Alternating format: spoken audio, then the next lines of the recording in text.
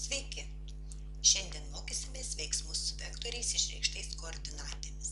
Tai yra, rasime sumos ir skirtumo vektorių koordinates, skaliarinę sandaugą, bei išsiaiškinsime, kaip rasti koordinates vektoriaus padauginto iš skaičiaus. Ir visą tai taikysime spręsdami uždavinukus. Atliksime veiksmus su vektoriais A ir B. Pirmiausia, sudėkime tuos vektorius ir raskime vektoriaus A plus B koordinates. Tam mes vektorių A ir vektorių B išreikškime vienetiniais vektoriais. Tai padaryti jūs jau mokate. Vektorius A yra x1i plus y1j, o vektorius B yra x2i plus y2j. Toliau skaičiuojame vektorių A ir B sumą. Tai yra, sudedame vektorius panariui. Ir gauname 4 narius. Sugrupuojame juos po 2 taip, kurie turi vektorių I ir kurie turi vektorių J.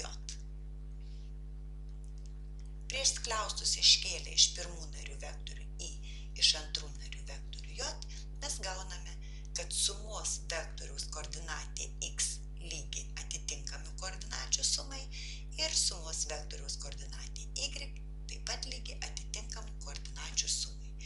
Taigi galime teigti, kad vektorių A ir B sumos koordinatės yra lygios vektorių A ir B atitinkamų koordinačių sumai. Jei mes būtume vektorius nesudėję, bet atėmę, mes būtumėm gavę, kad vektorių A ir B skirtumo koordinatės lygios vektorių A ir B atitinkamų koordinačių skirtumui. Negana to, vektorių padauginus iš skaičiaus, skaičius yra bet koks realusis skaičius, jo koordinatės yra lygios to skaičiaus ir kiekvienos koordinatės sandaugai. Tai yra, vektoriaus KA koordinatės yra lygios KX1 ir KY1. Taip pat naujas skaliarinės sandaugos naujas apibrėžimas. Skaliarinė sandauga, kai vektoriai išreikšti koordinatėmis, yra lygi atitinkamų koordinačių sandaugų sumai. Smalsuoliams siūlyčiau tai įsirodyti, o mes gautasias naujas taisyklės taikykime uždavinių sprendime. Užduotis tokia. Duotas vektorius A, kurio koordinatės 6 ir 7, ir vektorius B, kurio koordinatės -4 ir 3. Apskaičiuokite koordinates vektoriaus A plus B, tai yra jų sumos vektoriaus. Tam mes dar kartą užsirašom vektoriaus A koordinatės yra 6 ir 7, vektoriaus B koordinatės yra -4 ir -3, apskaičiuokime vektoriaus A plus B koordinates. Prisimenate, mes išsiaiškinom, kad sumos vektoriaus koordinatės yra lygios atitinkamų koordinačių sumai. Taigi, vektoriaus A ir B koordinatės atitinkamos prie 6, pridėję -4, mes gauname 2. Ir kita koordinatė, prie 7 pridėję -3, mes gauname 4. Štai turime, kad sumos vektoriaus koordinatės yra 2 ir 4. B eilutėje prašo rasti skirtumo vektoriaus koordinates. Vėl pasirašom, kad vektoriaus A koordinatės yra 6 ir 7, vektoriaus B koordinatės yra -4 ir -3, taigi skirtumo vektoriaus, tai yra vektoriaus A minus B koordinatės, skirtumo vektoriaus koordinatės lygios, prisimenate, atitinkamų koordinačių skirtumui. Taigi iš 6 atėmę 4, mes gauname 10 ir iš 7 atėmę 3, mes gauname 10. Vektoriaus A minus B koordinatės yra 10 ir 10.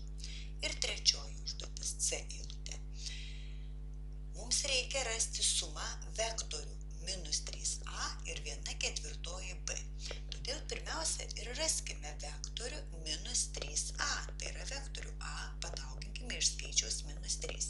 O tai reiškia, kad iš skaičiaus minus 3 mes dauginam kiekvieną koordinatę. Taigi vektorius minus 3a, jo koordinatės bus minus 3 padauginę iš 6 gauname minus 18 ir minus 3 padauginę iš 7 mes gauname minus 21. Vektoriaus minus 3a koordinatės turime, skaičiuojame vektoriaus 1/4 b koordinatės. Tai yra kiekvieną koordinatę vektoriaus b dauginame iš 1/4. Minus 4 padauginę iš 1/4 mes gauname minus 1 ir minus 3 padauginę iš 1/4 mes gauname minus 3/4. Sudėkime gautuosius vektorius.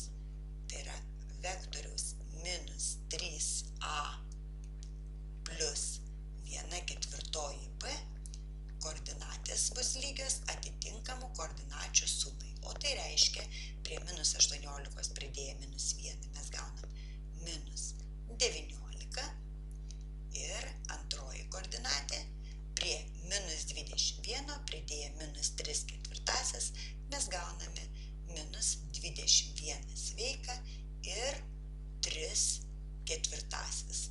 Štai ir turime vektoriaus minus 3a plus 1/4 b koordinates. Toliau skaičiuojame vektorių a ir b skaliarinę santrauką. Vektorių a dauginame skaliariškai iš vektoriaus b. Ir žinome, kad vektorių skaliarinė santauga yra lygi atitinkamų koordinačių santaugų sumai plus y1 kart y2. Įsistatome skaičiukus, tai būtų 6 kart minus 4 ir pridedam 7 padaugintus iš minus 3. Taip, tai suskaičiavus skaliarinę santaugą mes gauname minus 45. Štai ir pritaikėme visas taisyklės. Tai yra sudėties vektoriaus radome koordinates, atimties vektoriaus radome koordinates, taip pat skaičiavome vektoriaus daugybos ir skaičiaus koordinates ir skaliarinę santaugą. Kita užduotis. Raskime vektoriui AB lygaus A pradžios taško A koordinates, jeigu vektoriaus A koordinatės yra minus 3 ir 1, o vektoriaus B koordinatės yra 1 ir 5. Mums reikia rasti taško A koordinates, taigi mes jas ir pasižymėkime, kad taško A koordinatės yra x ir y. Tada galime skaičiuoti vektoriaus AB koordinates, žinodami, kad norint rasti vektoriaus koordinates, mes iš galo koordinatės atimame pradžios koordinatę. Taip, taigi taško A koordinatės, kaip sakėm, pasižymiu x-iuku ir vektoriaus AB koordinatės bus 1 minus x ir 5 minus y. Kadangi uždavinio sąlygoje mums sakė, kad vektoriai A ir B lygus, tai reiškia lygios jų atitinkamos koordinatės. Vektoriaus AB koordinatė 1 minus x turi būti lygiai vektoriaus A koordinatė minus 3 ir vektoriaus AB koordinatė 5 minus y turi būti lygi vektoriaus A koordinatė 1. Susirašome lygteles ir nesunkiai apskaičiuojame taško A koordinates. Dar viena užduotis.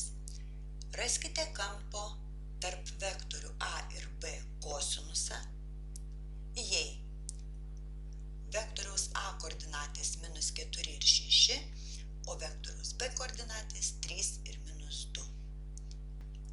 Skaliarinės santaugos apibrėžime reikalingas kampo kosinusas, todėl mes ir užsirašykime šitą apibrėžimą. Tai yra vektoriaus A ir vektoriaus B skaliarinė santauga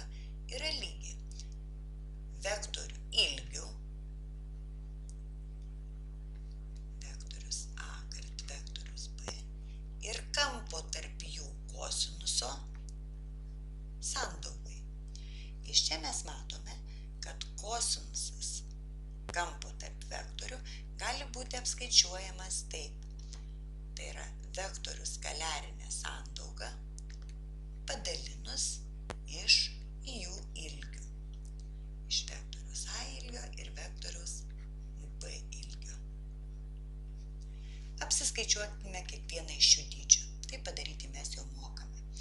Vektoriaus A ir B skaliarinė sandauga, kai vektoriai duoti koordinatėmis, lygi atitinkamų koordinačių sandaugai. Tai būtų minus 4 kart 3, tai būtų 12, plus 6 kart minus 2, vėlgi minus 12. Taigi vektorių A ir B skaliarinė sandauga yra lygi minus 24. Toliau apsiskaičiuokime vektorių ilgius. Vektoriaus A ilgis. O vektorių ilgius skaičiuojame, prisimenate, pagal formulę kvadratinė šaknis iš koordinačių kvadrato.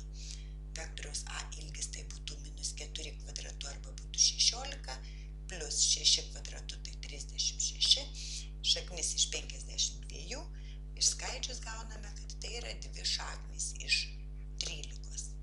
Ir vektoriaus B ilgį apsiskaičiuojam pagal tą pačią formulę ir gauname, kad jis yra šaknis iš 13. Visus gautuosius dydžius susistatykime į kampo išraišką. Taigi skaliarinę sandaugą mes gavome minus 24, vektoriaus A ilgis tai yra 2 šaknys iš 13 ir vektoriaus B ilgis yra šaknis iš 13.